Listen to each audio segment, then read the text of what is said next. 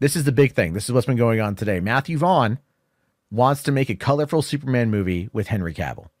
And he said, basically, I'm just going to kind of summarize this here. He said that it was a mistake in his eyes to release BVS after Man of Steel.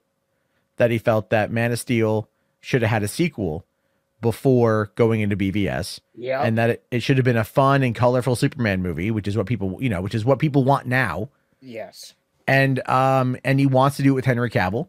Now, you got to understand here, Matthew Vaughn also believes that Henry Cavill should be James Bond and will one day be James Bond. But he's also cast him in the Argyle movie, which he basically plays a Bond-like secret agent.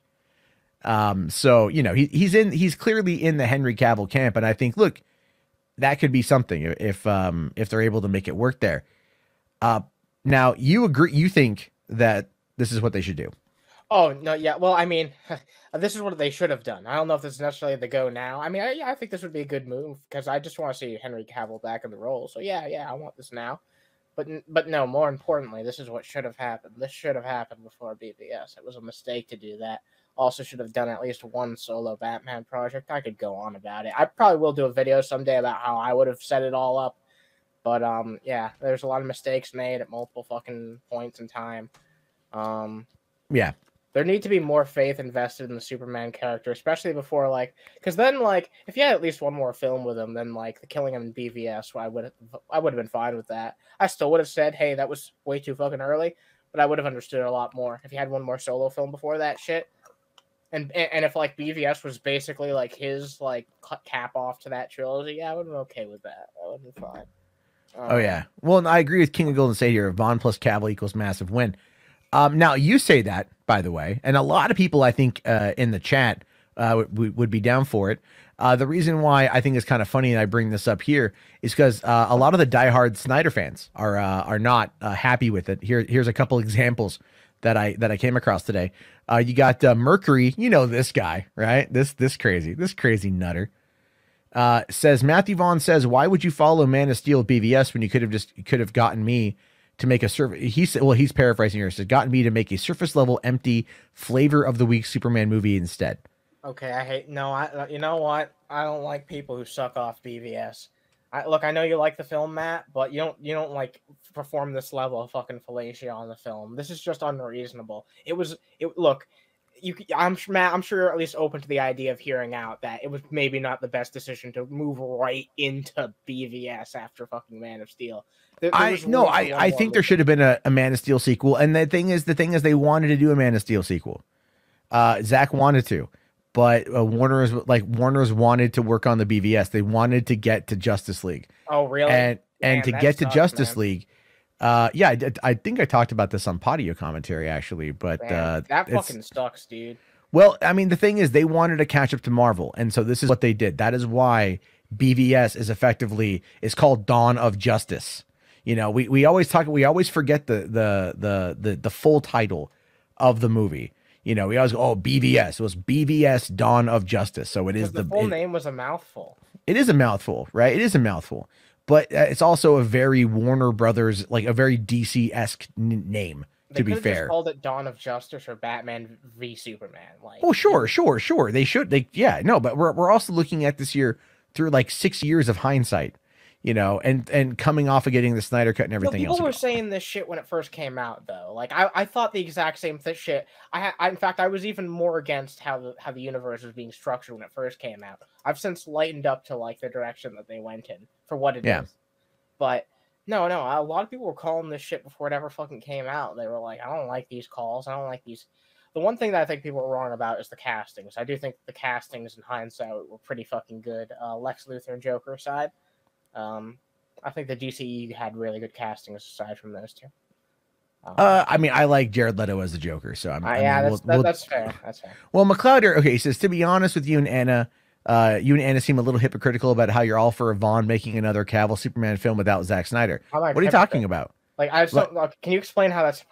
I don't. I don't know. I don't know necessarily what is. I mean, I love BVS. I defend BVS all the time. I've defended it since, I saw the Ultimate Cut back in 2016. I like the movie. I feel Matthew Vaughn is one of my favorite directors. All right. Like the fact that he went right off of doing Kick-Ass and he had 11 months to put together X-Men First Class and Yep. it turned out as well as it did. And then Kingsman Golden Circle is not as like best work. But I still love it for the zaniness he brings to the screen. And then of course, I want to see The Kingsman that comes out also tomorrow.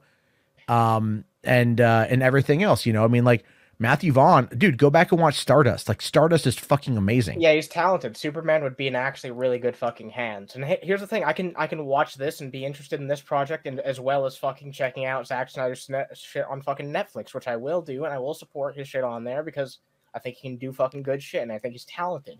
Here, okay. I still want this too. Like, yeah, no, I agree. Here's the thing, though, McLeod. All right, so yeah, I made fun of Patty Jenkins for Wonder Woman 1984 because outside of Wonder Woman 1984, she only has two other feature films: Monster from 2003, which was a very good movie, albeit a very character-driven story about a female serial killer who died on death row and was masterfully acted by Charlize Theron. And then after that, she did some television, not a lot, but some, and then went on to go do Wonder Woman that was very much under the watchful eye of Zack Snyder, who co-wrote the story. His stunt team worked on the movie, and he was executive producer, meaning he had a hand in how that whole thing was going to look and how the thing was going to feel.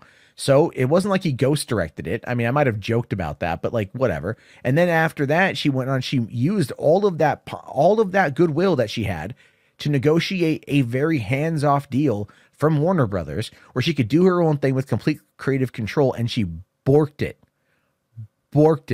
Matthew Vaughn has Layer Cake, Stardust, Kingsman, Kick-Ass.